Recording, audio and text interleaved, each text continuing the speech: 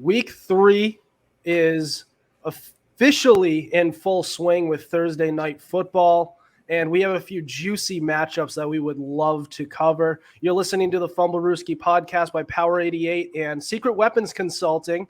I'm Adam Wright along with CJ Medieros. We have a lot to talk about covering this week 3 of action coming up, and joining us, he's been on the show before, Chris Costich. Chris, welcome to the show, or welcome back to the show. Thanks for having me back. Thank you for having me back. Yeah, why don't you introduce yourself to some of our new listeners? So I'm Chris Costich. So how Adam and I know each other, we were interns for the Brockton Rocks. I'm also a broadcaster producer for Plymouth State University. If you know me like that, then you probably call me the voice of Plymouth State. Not to toot my own horn, but no, it's weird. Like, everyone that I run into is like, "Oh, it's the voice of Plymouth State." I'm like, chill. Like, you don't need to be going that far. But yeah, doing all sorts of sports from football, baseball, basketball, volleyball. Not hockey yet, but probably gonna do it this year now. But yeah, that's just a little bit of who I am. Yeah, I mean, I heard some of your stuff on the live stream, as I said off camera here, and I did hear it. It was some good calls there. It wasn't bad. Good broadcaster voice. I saw a little bit of Bob Meanery in you. So, I mean, it helps when it was a shootout or just a good game in general, like that was. Like I was saying, it was a 41-34 game, and Plymouth State got the defensive stop to end the game. So it was a crazy game, though. Yeah, I mean, any sort of shootout like that is unbelievable. But we are going to jump right into it, and I wanted to get into, for our first two segments, I wanted to touch on some big matchups really coming up here. Starting with the Green Bay Packers facing the Tampa Bay Buccaneers, or more notably, Aaron Rodgers versus Tom Brady. And since these two are getting up there in age, a lot of people are looking at this as potentially the last time these guys have faced off. I believe they've faced off a few times. I believe Brady is beating him in those matchups. But what do you guys make of this rivalry? Is this sort of an all-time great quarterback rivalry, or is this sort of something where it's like late in their careers, they're making their they're just meeting a lot? What do you guys think of this? We'll start with Chris. I mean, we can't put it on the same level as Manning and Brady, and I think the reason being is that Manning and Brady literally faced off like every single year that they're on, like the Colts and the Pats, besides 1 year, and that was when he had the neck surgery.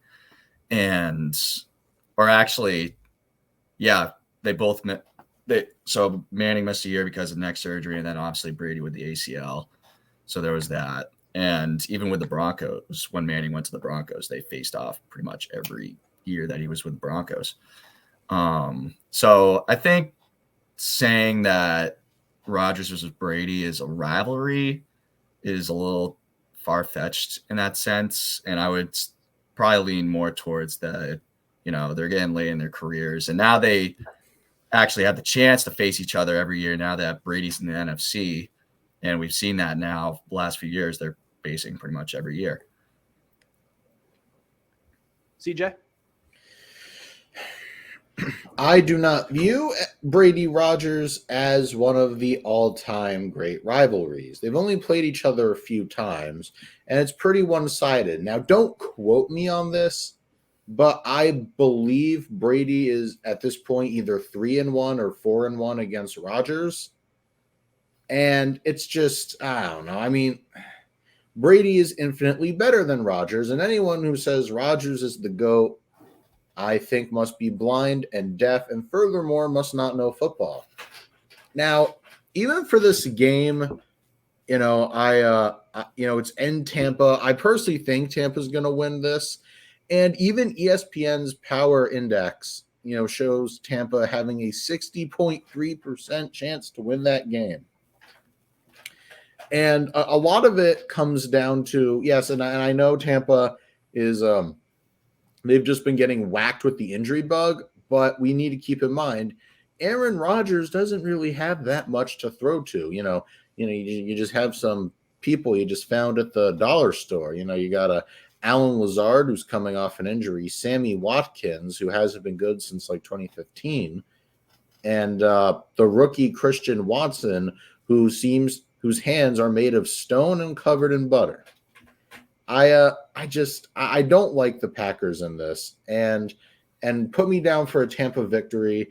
And also, like I said, this is just not really that much of a rivalry, especially since it pales in comparison to Manning and Brady, which Brady also leads. Just saying, but yeah, that's really all I have for you. It really isn't close. This feels like something that's been spoken into existence by a lot of fans of either the Packers or the Patriots, because they've for most of their careers, they've been in completely different conferences, but they've been compared by fans because both are considered some of the better quarterbacks of their era. Tom Brady being looked at by many as the greatest of all time. So it's really something that's really just started to become a rivalry in real life, because now they're facing each other practically every year. Excuse me. So it's only if there was no talk before Tom Brady switched conferences between Brady and Rodgers, then this wouldn't be much. It would just be, okay, two great quarterbacks facing off against each other. But they've been compared for years. Rodgers through the statistics and Tom Brady through just flat out winning. And also looking at this matchup, I don't know, I don't know who's going to win, because this I feel like this is going to be a close game, but both teams are really watered down. The Buccaneers with the injuries and the Packers being gutted through free agency and trades.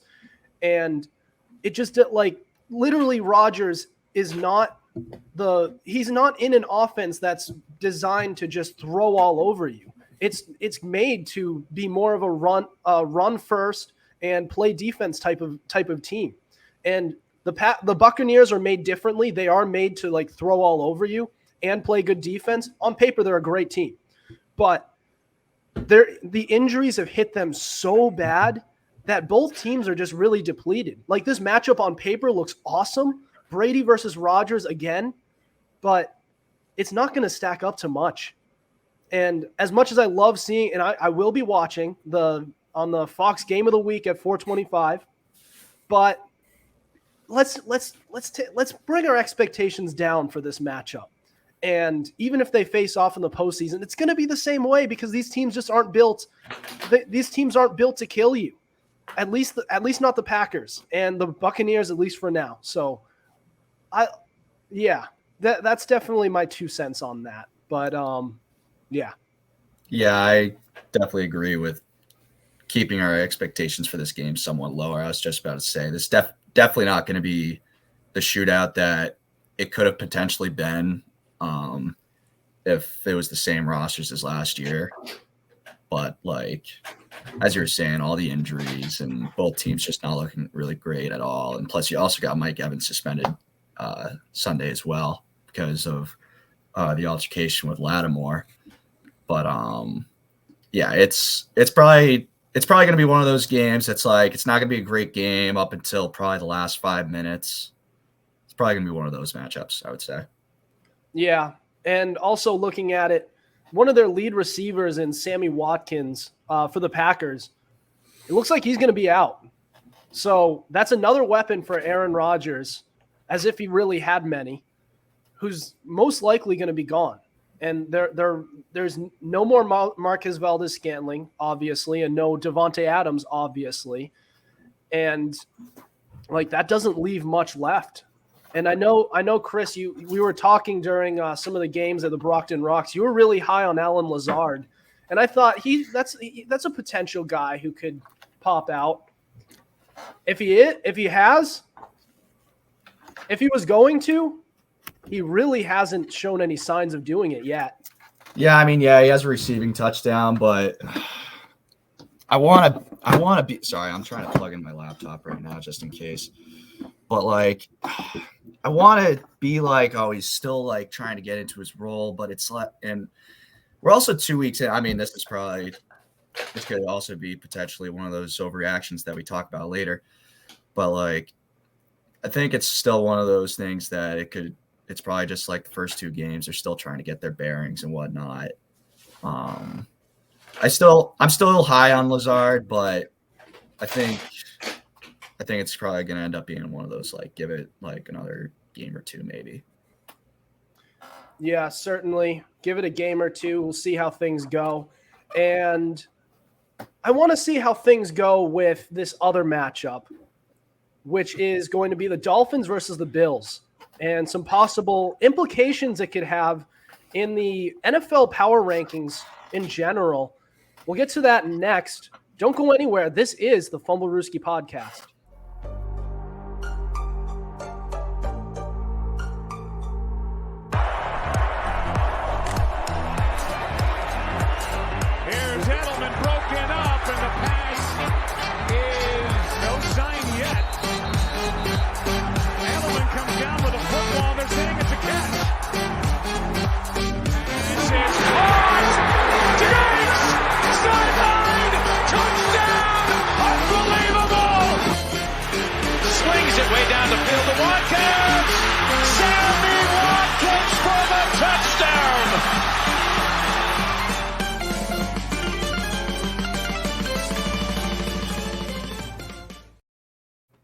Welcome back to the Fumblerooski podcast. I'm Adam Wright, CJ Medieros, special guest Chris Costich, and here we have a pretty interesting matchup. Dolphins-Bills, and the Dolphins have had a lot of hype coming out of this offseason after some crazy moves that they've made, and being able to patch up some holes, but yet they've still had some question marks, particularly at quarterback, and on whether or not they could play together. The Bills being the team that has kind of been one of the teams to beat in the AFC. So it begs the question, after a quick start for the Dolphins, if the Dolphins were to pull the upset over the Bills here, could we start considering the Dolphins as the team to beat in the AFC, as we were talking about potentially in our last episode when we were talking about the Eagles and the NFC potentially being the team to beat? Do we see a possibility of this, Chris?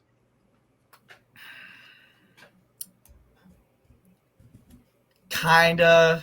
I would say yes in a sense, but it's definitely gonna turn up.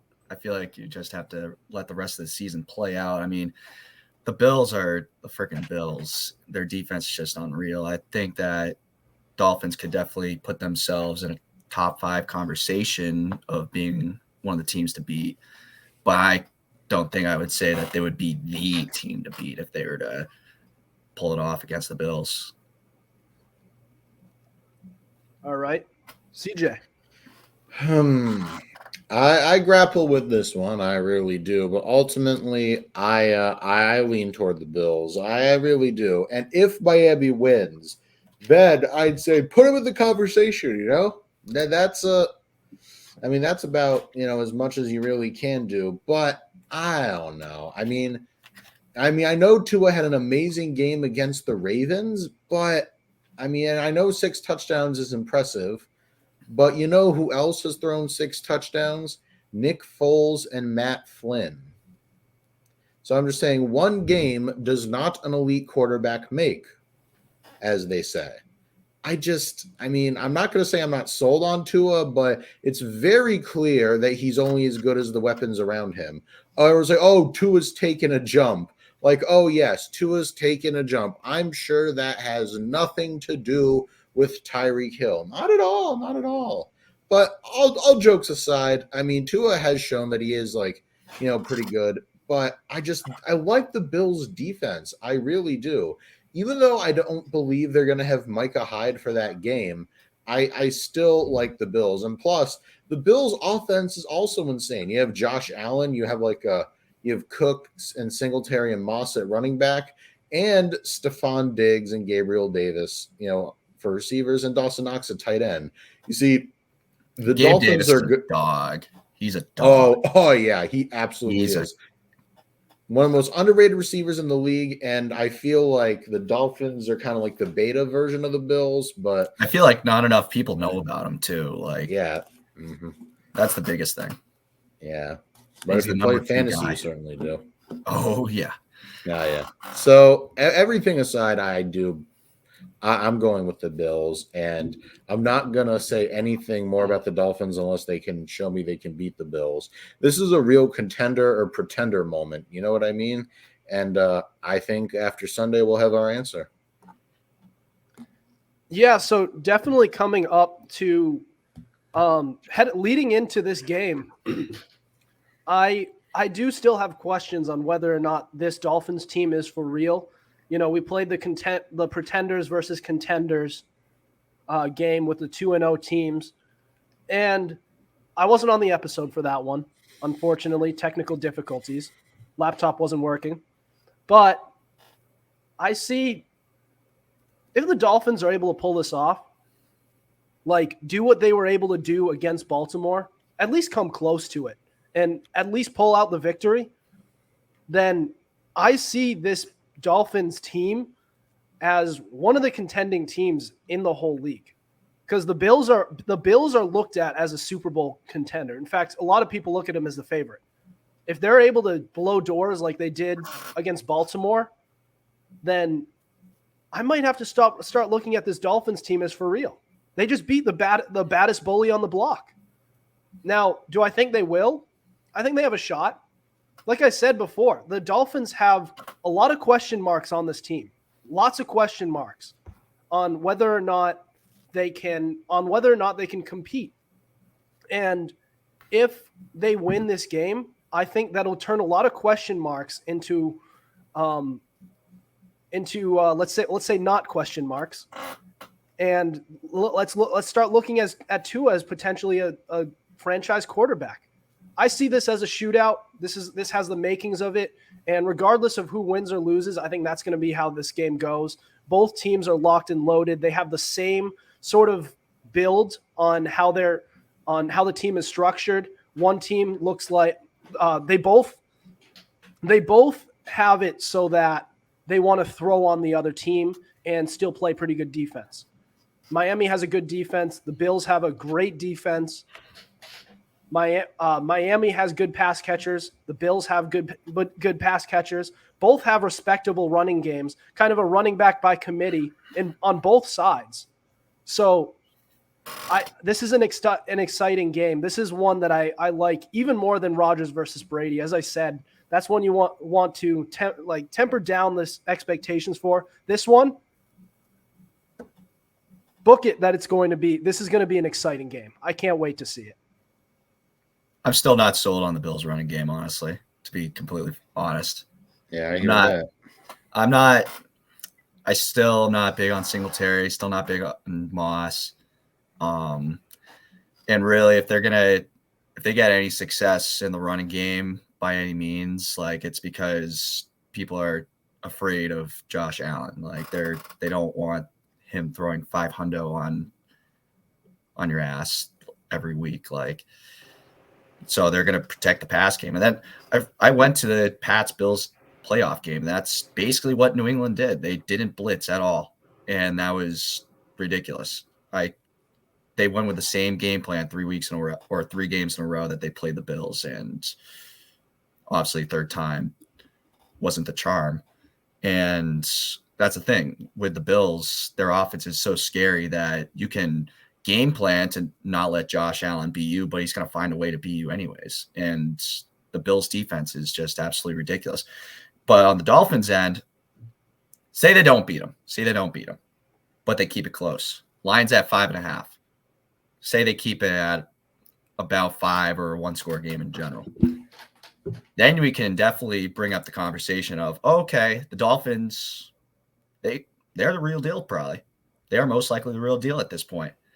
But then I'm gonna contradict myself at this point by saying, oh, it's also just a division rivalry game. Anything happens in a division rivalry game. We've seen that so many times the last few years, especially as Pats fans, with the Jets or the Bills or the Dolphins stealing one on the Pats. Miami Miracle, Jets beating Pats because of Slater's coin toss bullshit. Like, excuse my language, but no worries. It's the truth. Yeah, I think the issue there with Slater was that he wanted to pick which way, and they didn't let him pick that. And a lot of people are saying, well, wait a second, he was gonna say that they want the ball, but I don't know. We'll never know. And they did lose that game anyways. So it happened 8 years ago. Yeah. So I'm over it. But my point is that the division rivalry games, anything can happen. So we could say that the Dolphins, if they keep it close and they lose, that they're the real deal. But that's the other thing, is that it's a division rivalry game. So we'd really have to pick and choose our cards based on other matchups, I would say. It's also been a long time since we've had two teams both in the AFC East who have both been potential superpowers in the NFL. It's always been one team for the past 20 years that comes out and competes. This year it's different. This year it looks like it's those two teams, and then it's everybody else. And I'm kind of liking it. I wish one of them was the Patriots, but I mean, besides that point, it's pretty fun to watch. I'll say that much. They need to not have Matt Patricia as the OC. I can tell you that much. No, yeah. Well, we keep him on defense. Heck, a Madden program would be a better offensive coordinator than Patricia. Yeah. Madden says do this. Yeah, and I would still rather that than Patricia, honest to God. Yeah. All right, guys. Well, up next, we have our Fumblerooski Fantasy Fix, where we're going to do some stardom sit-ems for you guys for this weekend. Some guys who to start and who to sit at each position. We'll get to that next. This is the Fumblerooski Podcast.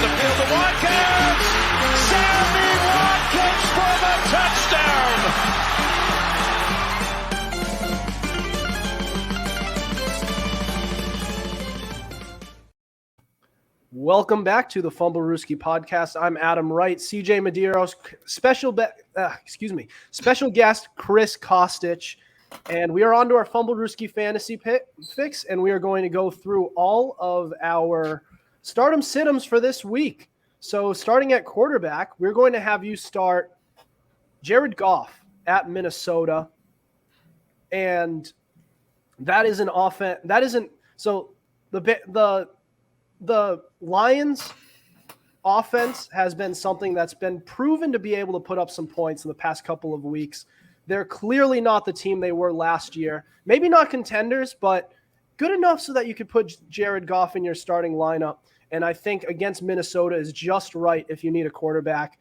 Then we have Tua Tagovailoa versus Buffalo. Guys, as I said before, this has the makings of a shootout, this game. And here's I'm going to call it now. Here's what's going to happen. Buffalo's going to come out. They're going to throw all over Minnesota, and they're going to throw all Minnesota? over Miami. Hey, you got the M right. It's all right. Yeah. And they're going to go up big.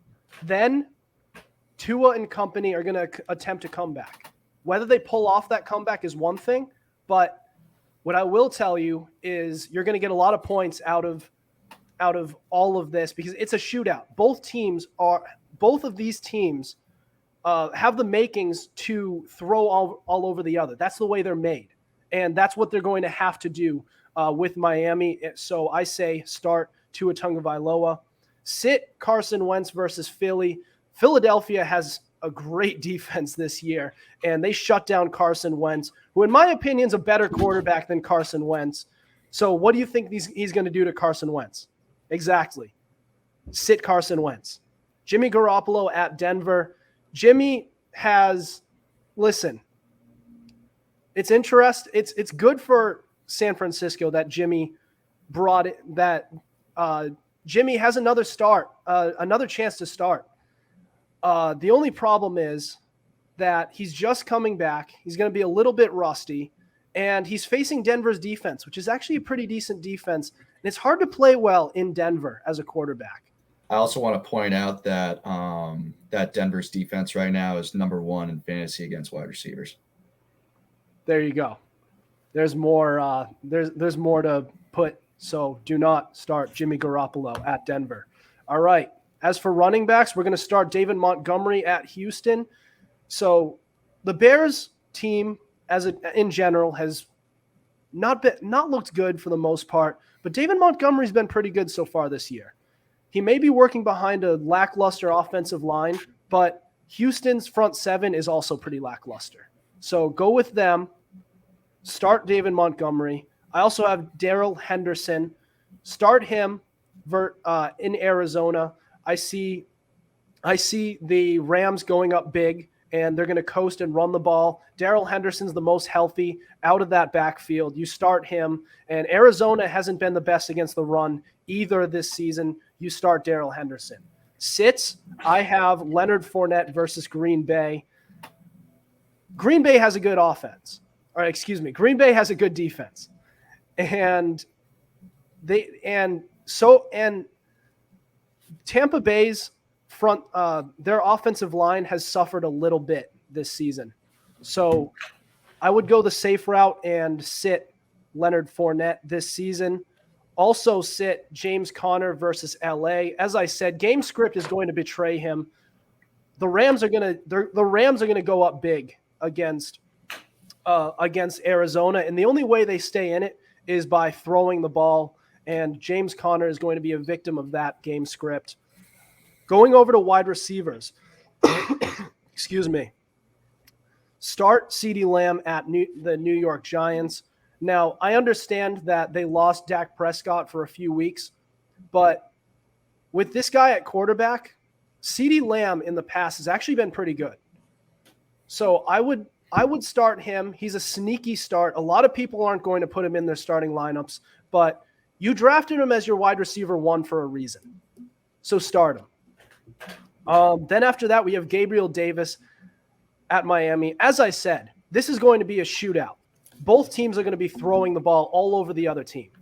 And Gabriel Davis has been a guy who's not only been racking up yards, he racks up touchdowns as well. And he's going to do that again against Miami. You start Gabriel Davis. Going over to sits, we have all of the Commanders' wide receivers against Philly.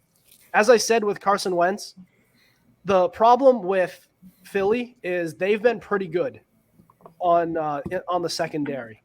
They managed to limit Justin Jefferson. They made Kirk Cousins throw a fit in that game. So definitely sit Commanders wide receivers, all of them. Then after that, we have Christian Kirk we're going to sit at the Chargers. Now, I understand Christian Kirk has had a great start to this season. The only problem is that he's been playing better than he actually is. And now he's going up against the Chargers. They haven't had the best start with their secondary, but they have a good secondary. And at some point, they're going to come out and they're going to play to their potential, and they're going to take advantage of the fact that Christian Kirk's their top wide receiver. And so going over to tight ends, we will start Mike Gesicki. As I said, that game, Miami versus Buffalo, all the pass catchers are going to be really good in this game. Definitely start anybody you can. Going over, we also have Logan Thomas versus Philly. I understand that I said to sit all of the Commanders' wide receivers, sit Carson Wentz, but somebody has to break through. And Logan Thomas has had a pretty good year, especially for the spot that he was drafted at. So if you have Logan Thomas, start him. Definitely start him. Now on to sits for tight ends. We have Cole Kmet. We understand there was a lot of hype coming into this season for Cole Kmet. Hell, we even had him as a start for going into week 1. But he hasn't done anything. And I'm sorry, but my expectations are going down for him. And until he proves otherwise, I'm going to have him as a sit. Now, also we have Also, we have Zach Ertz versus LA. Sit him. Now, this is again a game where they're going against LA, and LA has a pretty good defense going against tight ends. And I foresee Kyler Murray having some trouble getting the ball to, and I think he's going to be wanting to throw to the wide receivers more than the tight end. Sit Zach Ertz. So that is all of our stardom sit-ems. Tune in next week to get some more stardom sit-em advice and more fantasy football advice. We move on to Chris's guest segment, where we're going to talk about more some overreactions that we could give for the early part of this season. So don't go anywhere. This is the Fumblerooski podcast.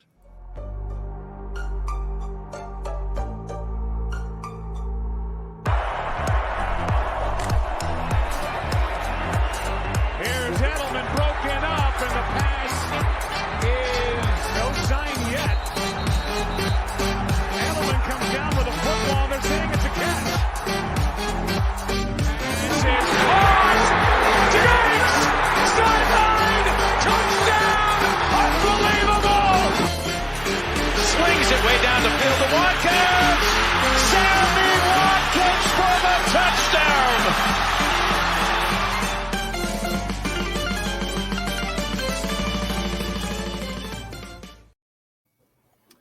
This is the Fumblerooski podcast by Power 88 and fans only, by Power 88 and Secret Weapons Consulting. I'm Adam Wright, along with CJ Medieros and Chris Costich. So we've reached our guest segment where Chris is going to touch on some potential overreactions to the early going of this season. So Chris, what do you got? I was just thinking we could just rattle off some teams and names in general. We'd say whether they're performing at a level that we weren't expecting, or if they're just underperforming in general, and we can just say if it's an overreaction or not. I guess we'll just start right off the bat. We'll start with Tua. Obviously, he's having a really good start to the season. What was it, 500 passing yards that he had against the Ravens and 6 touchdowns. I mean, you can't deny the stats, but he also threw the ball 50 times. It gets pretty easy to get up to about 500 yards if you throw the ball 50, 55 times, and you got Tyreek Hill and Jalen Waddle as 2 of your top receivers out there.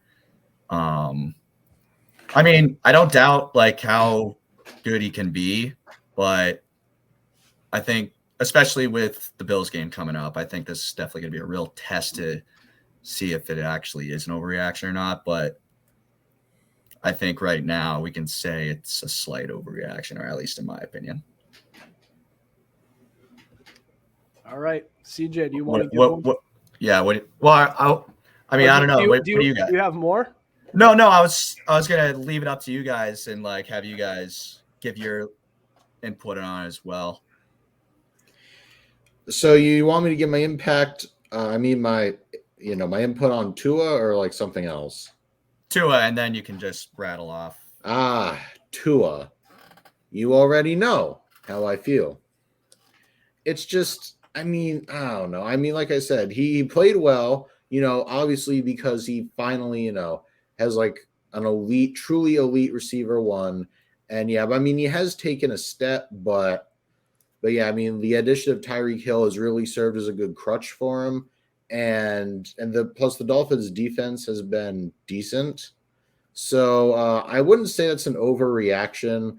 And like I said, we're going to know by, the Bills-Dolphins game, really what to think of them. Because if they, host Buffalo and get smacked, then they're pretenders, without a doubt. But as for a team I think people are overreacting to, not all people, just a certain kind of people, the Giants. Now, the Giants are 2-0. And now their fans like, oh yeah, we're 2-0. To which I say, all right, calm down. You barely beat the Titans and you barely beat the Panthers. I mean, despite their record, their stats aren't really that great, and they are just the spitting definition of the term pretender. No one expects them to go to the playoffs. Heck, no one expects them to go above 500. It wouldn't shock me if they didn't even win 3 more games the rest of the season. Adam? Yeah, I think one that I look at is definitely the Jaguars running back situation. I was really high on Travis Etienne going into this season, and I was out on James Robinson, players coming off Achilles tears, especially early, that late in the season, and he's been their best back so far. I think that's and people are starting to look at James Robinson now as their lead back, and understandably so. But I think things are eventually going to even out because it's just such a small sample size. And if James Robinson were to come all the way back and have such a great year after an Achilles tear, which he would be the only running back literally in the history of the game to have a good year coming off of that. Like most running backs are out of the league after that. But Travis Etienne, he's coming off an injury that's a lot easier to come back from. And I think Etienne is as the season goes on, he's going to start to have the better year, and maybe Robinson can still play, but I think it's a little bit of an overreaction to say that James Robinson is now their lead back, because I think Etienne, even when they're both healthy, is more explosive. So are you saying that them underperforming is an overreaction? I think James Robinson performing how he has been, and Travis Etienne not meeting his expectations, those are, I would say that they're kind of hand in hand, because I was more high on Travis Etienne going into this season, and I'm thinking give it some more time, because I think Etienne's the better back and he's healthier. Yeah, I hear that. And I know the number 1 running back job isn't technically his yet, but I feel like it's probably going to be by the end of the year. Yeah. And I believe he's been very touchdown dependent, but I'd like to check that. So, yeah. So James Robinson in his last start against the Colts, 23 carries for 64 yards. I believe that's it's about 3 yards so 2.8 yards a carry. So that's not particularly good. And I'd love to see his week 1 stats, but he's been very touchdown dependent, and I believe he got 2 in week 1 as well. So it's not like he's racking off these long carries. It's just he's getting goal line carries, and these are goal line carries that I bet Etienne could get him into. Yeah, I feel like that should be a pretty equal running back committee, and that's obviously just not the case. But I think say one or the other is going to be RB1 by the end.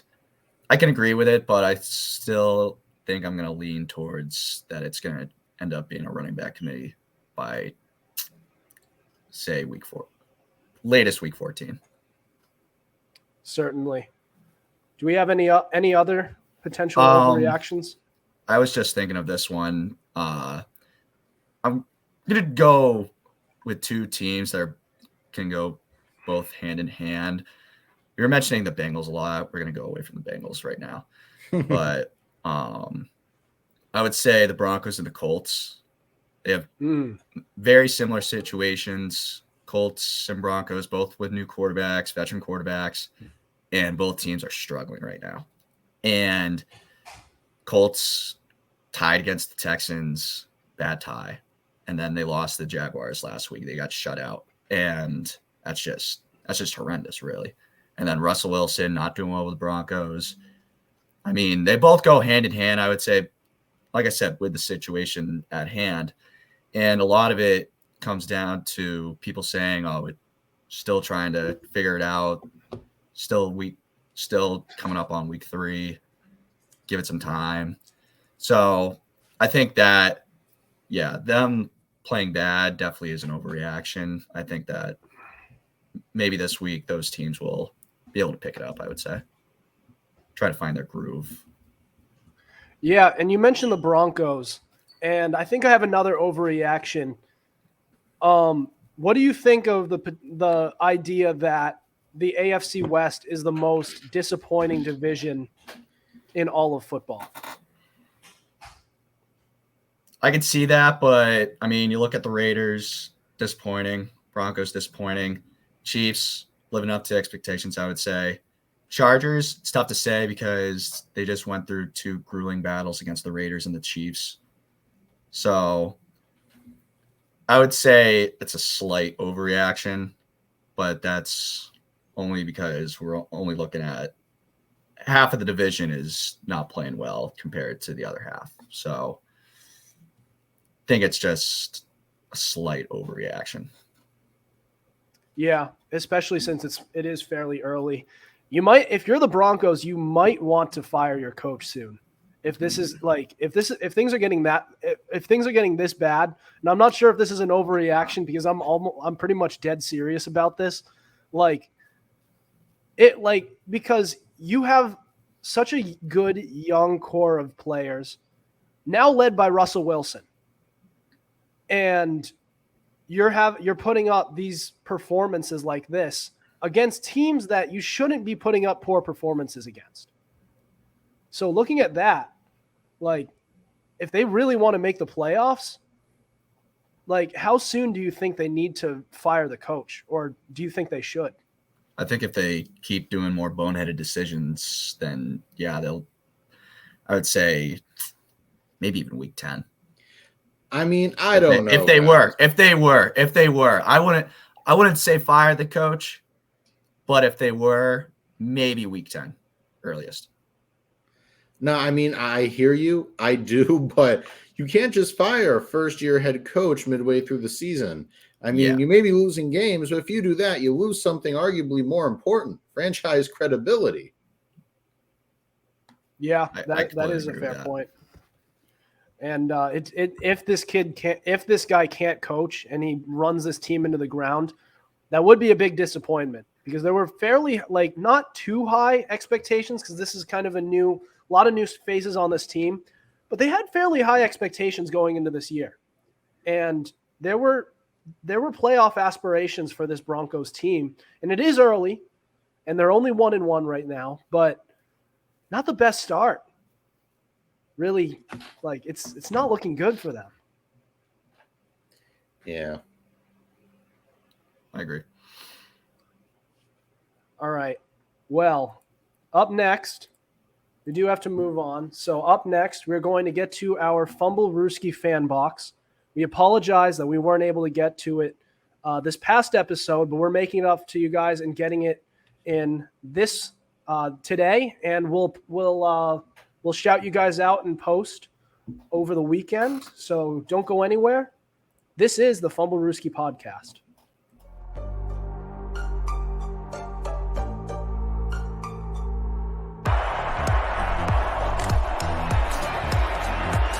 Here's Edelman broken up, and the pass is no sign yet.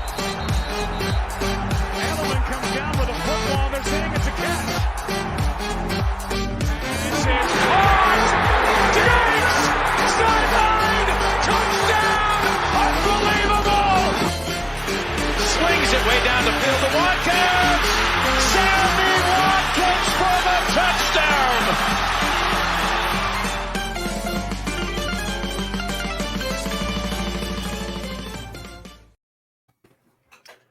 You are listening to the Fumblerooski podcast by Power 88 and Secret Weapons Consulting. I'm Adam Wright, CJ Medieros, Chris Costich.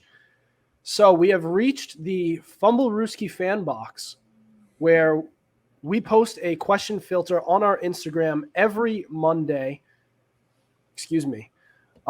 We've on every Monday, and you can respond with hot takes, questions, and more, and we will discuss it and give you a shout out on our podcast. Respond to next week's fan box question to be featured on our show. So, question of the week: which team has been the most disappointing so far this season? A lot of good answers, starting with Reed Becker, who said the Bengals. So, spoiler alert, we got a lot of Bengals answers. In fact, we'll get to how many we got. But Diego Huertas said Colts. You can't get shut out against a division rival. Especially if that division rival's the Jaguars. Especially when you were the favorite to win this division. And Colts, you're making me look bad. They're the wrong kind of 1-1. Mm-hmm. Yeah, especially if you're taking a tie against the Texans too. Yep, and now we have Ian Mulhern, who also said the Colts. Very disappointing start for them because I thought they were going to have a decent year. So they're off to a slow start for the second time in as many years after having fairly decent expectations. But Luke Banning is saying Buccaneers, and the only reason I would agree to that is because the injury bug has killed them. I thought they would be a team to win the Super Bowl. Now I'm thinking they're just getting hit too hard with the injury bug, and it sucks. But Riley Gibbs said the Raiders. Yeah, I would say so. I was never high on them because I thought just their offensive line is still a little spotty. Their secondary doesn't look great. Past Rocky Sin, who's having a pretty good year. But I'm just not too high. I've never been too high on the Raiders. I still didn't expect this. Well, yeah, that's just because get at least one win. I'm just going to say people were drooling all over Devontae Adams. That's why. And Josh McDaniels is not a good coach, to which I say he's your problem now, Vegas. Enjoy your screens on 3rd and 10. That's the thing. I liked him as an offensive coordinator for the most part when we actually had the right guys for the offense, at least when he was with the Pats. But history has shown that McDaniels isn't really a great head coach. Yeah. Especially looking at how the Raiders are doing right now. Yeah, it's not looking good for them. And another vote for the Bengals, which is Aaron Wise. Yeah. I would have thought. We all know. I don't you improve the line, and this is how you do your quarterback. You think you improve the line, and Super Bowl hangover is real. I mean, allegedly they improved it, but damn, I mean, I expected better. Only than on this. paper.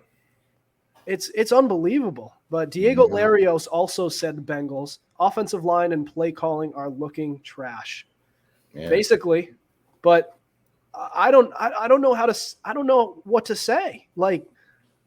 They improved everywhere they needed to improve in personnel, and their coaching didn't get in the way last year. Why is it getting in the way now so early on? I think a problem that we could probably think of is maybe the chemistry amongst the line as well. As a quarterback myself, you got to make sure all your linemen are on the same page. If they're not on the same page, then you're not going to have 3 seconds in the pocket. And that's what's happening to Joe Burrow. Happened last year, but granted, that was a worse O-line. Now you got a better O-line, and maybe they just don't have that chemistry going for them right now.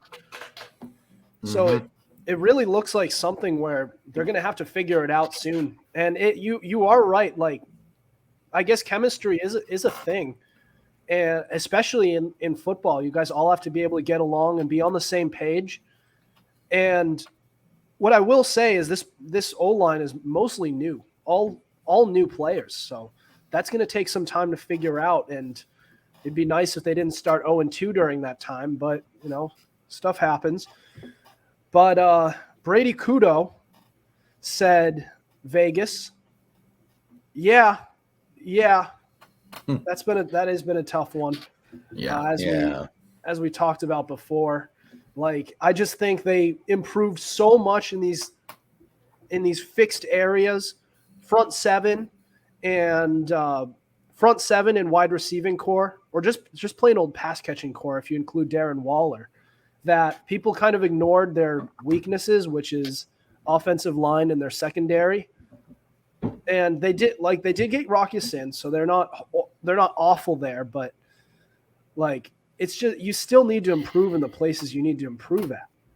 But Cash Withers also said Bengals. So if you guys are sick and tired of hearing Bengals, get used to it because you're going to hear it a few times. Because they have been really disappointing. Cash Withers also said Raiders, which is another one we've heard a lot of. Yeah. Secret Weapons Consulting.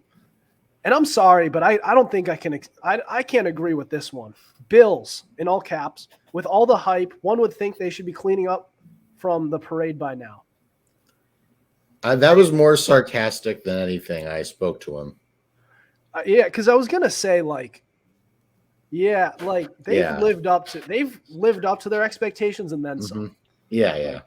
Like that team is especially looking like a juggernaut.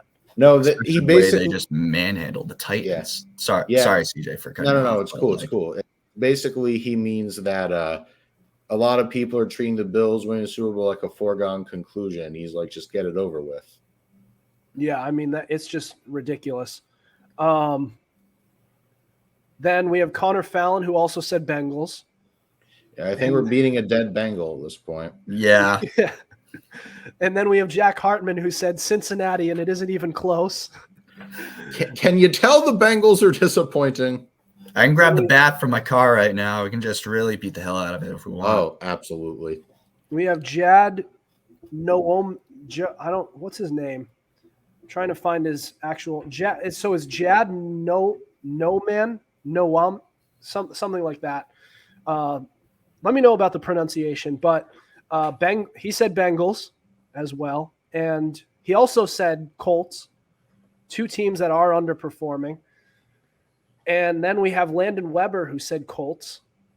So a lot of Colts, a lot of Raiders, a lot of Bengals, and we haven't even gotten to the Broncos votes yet, but they come and they just come spilling in. Nick Norman said Bengals easy, offensive line somehow just as bad as it was before. Actually worse. Last year. Yeah. So this, to put it into perspective, the Bengals apparently are on pace for Joe Burrow to be sacked 111 times.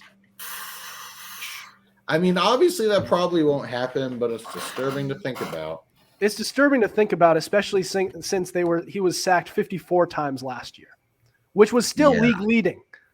So it's not looking good. Yep, New Orleans, same problems. Eli Turner said, hate to say it, but the Broncos. And that's a team, the Broncos, they don't like they have the talent personnel wise, just you can tell it's the coaching. And it's not when you're that first game against Seattle really just told the story of how this season for the Broncos is probably going to turn out. Like the way they time managed the last 2 minutes of that game, I looked at my roommate Brady. I was like, yo, do you see in this right now? And like, we're both like really big football guys. Like we played against each other in high school and whatnot. And he was like, dude, what the hell are they doing right now? Like there's 20 seconds left. Now they call a timeout. Like, you might as well try to run a play. You still got one down to work with. And then they didn't. They just went out for the field goal. Like, what? Give yourself a chance. Yeah, I hear you. And it's starting to become painfully obvious that, maybe Hackett's a product of Rodgers. And one more thing. They called their first timeout to kick the freaking field goal. And then they used the last two timeouts after they missed the field goal just for the shit of it. And that was what really set me over the edge. I was like, dude, this is ridiculous. Like, I couldn't even imagine, like, doing that as a coach. That's just unreal to me. Yeah, and we're going to get plenty of more Broncos votes. So we'll have plenty of more time to discuss that again. But Tyson Tate said Cincy easily. Tyson Tate is a Vikings fan, and Tyson, I'm a little disappointed in your Vikings, dude, after that performance against the Eagles. I had your team going to winning the division, and they go and they do that. But then again, the Eagles have been really good this year. But Cincy, I mean, we've already discussed it like 10 times, but man, I'm pretty sure I've said it's not looking good about 6 times already this segment, but yeah. Another one. Cola DJ said, Bengals, bro, they lost to 2 sorry teams. Yeah. Yeah. It's like, it's not even just, yeah. I wouldn't even say the Cowboys are a sorry team, but they just don't have their starting quarterback. And Cooper Rush does enough to, it's not like he's Tom Brady. Like, he does enough to get a job done. And that's essentially what Brady was in his first year as an actual starter with New England. He was really just doing enough to get the job done. And that's what Cooper Rush is doing right now. And yeah, he can get a job done, Lord knows for how much longer. And that's basically what happened against Cincy. He did enough to get the job done. Right. So I think you can't really say that the Cowboys are a sorry team. Yeah, it's true. Yeah, and they have a decent team around them with or without Dak Prescott at the helm. But it's like the fact that the Bengals on paper are a team that should be blowing the Cowboys out of the water either way, and they're not. And you look at the offensive line, the play calling, and like you could talk about how Burrow threw 4 interceptions, but it's hard to throw I'm sure as a former quarterback yourself, it's hard to throw an accurate ball when you're being rushed all the time, right? Yeah. Yeah, it is. Especially when he's getting rushed from up front, he has to throw that. He has to throw that ball off his back foot. At least when you're getting hit from the edges, then you can step up and just throw a dart. You can't do that when they're coming from all different sides. But Nathan Murowitz said Colts. So we've touched on that one. We're going to move along. But thanks for the response. Jack Breel said Bengals. Another vote. We got 13 votes for Bengals. 13 out of the 32 responses that we got. Grayson Mortimer, here's a new one, the Panthers. So it turns out, I guess, that the Panthers needed a lot more than just a quarterback. Either that or Baker Mayfield truly can't play. And it could be a little bit of both. But yeah, I mean, the last time I was here, I was standing up for Baker. I like Baker, big Baker guy. What about now? And I mean, I still like him. I'm still high on him, but I don't know, man. I honestly don't really know. I think we can say that maybe he needs better supporting cast, maybe, but I don't know. Then again, we're also only 2 weeks in, so it's the same thing as the question that we just came up with. We can say the same thing for a lot of these teams. It's only 2 weeks in the season. See what happens for the rest of the 16 weeks. Yeah, it's certainly important not to overreact to week 1 or even week 2 because things just do change. And it's a 17-week season, so it's a long year. Any given Sunday. Exactly. Yeah. Any given Sunday. So Derek Hool said Bengals. Another pick for the underwhelming Bengals so far. So the Super Bowl hangover is real. Only 3 teams have ever gone back to the Super Bowl after losing it to win it. Zachary Stilson said Denver Broncos, they've been incredibly slow on offense and just barely beat a mid-team. They haven't faced very good competition, and they're still struggling. And I would have expected they would have come out guns blazing week 1 against Seattle, and it was the opposite. They came out flat, which was their only real big play was the deep ball to Judy. Yeah, which had everyone hyped up, but then after that was it. They did literally nothing else. And That was just a flash of what they're supposed to be. Ben Farina said Bengals. Another one for the Bengals.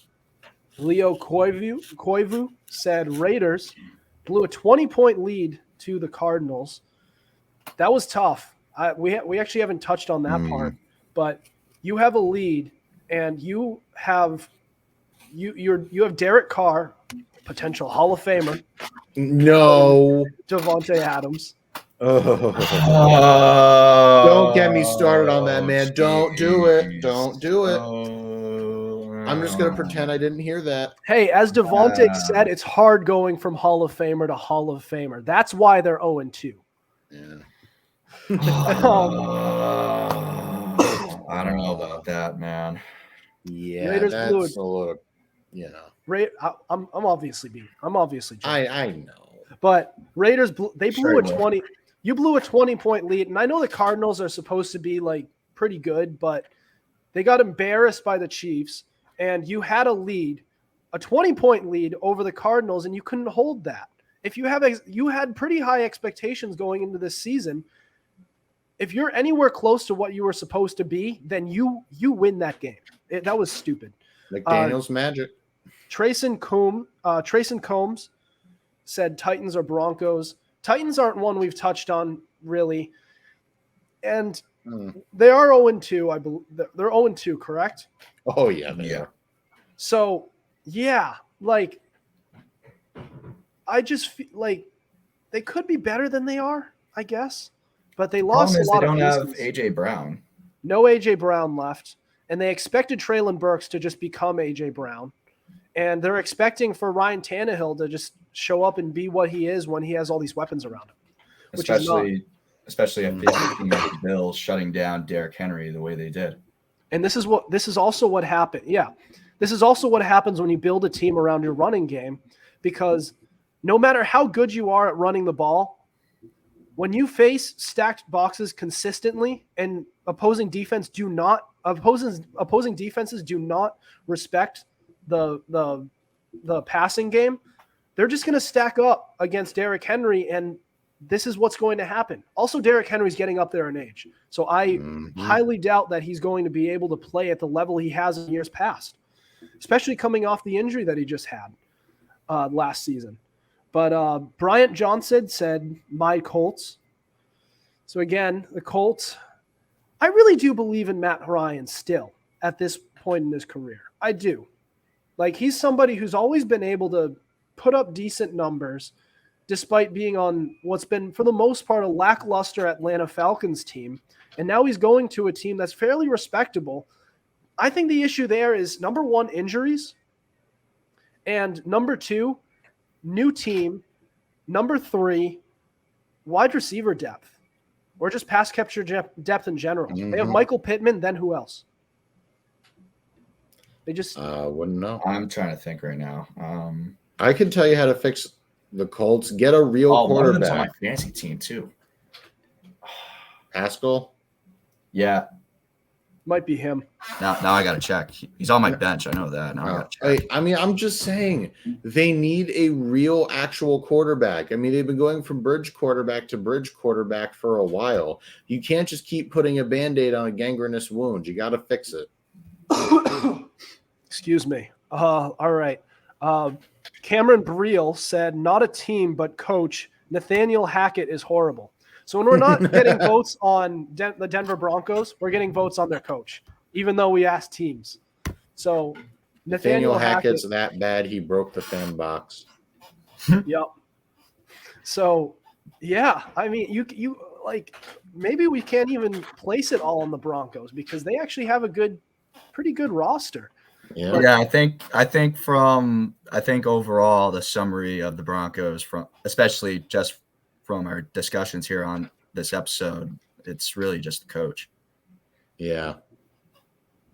Yeah, maybe so. I guess then all our Broncos votes are actually Nathaniel Hackett votes.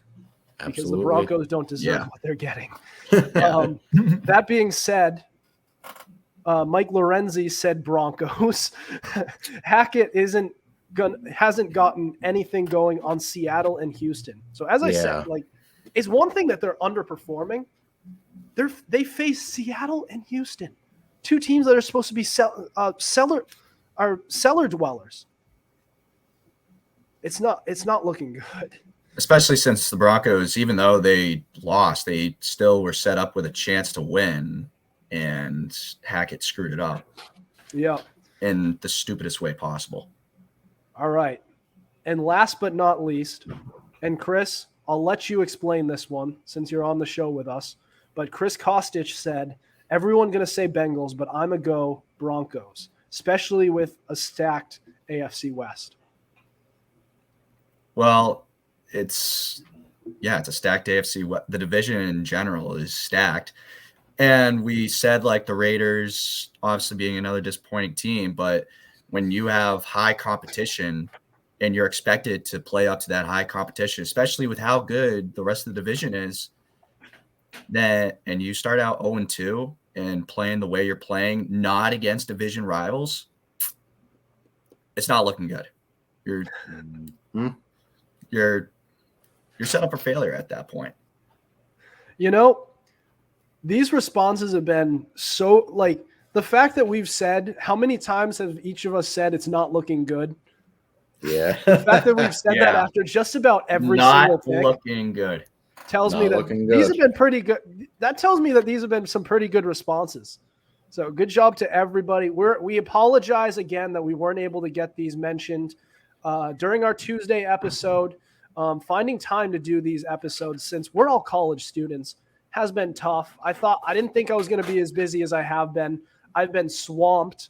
CJ, and Tuck have been working to get episodes out to you guys, and even Instagram posts have been tough. And but we appreciate you guys' patience. Also, happy birthday to Justin Tucker, by the way, our third co-host, who we let have the day off. We're going to take him out for sushi after our episode. Yep. So that'll be a fun time.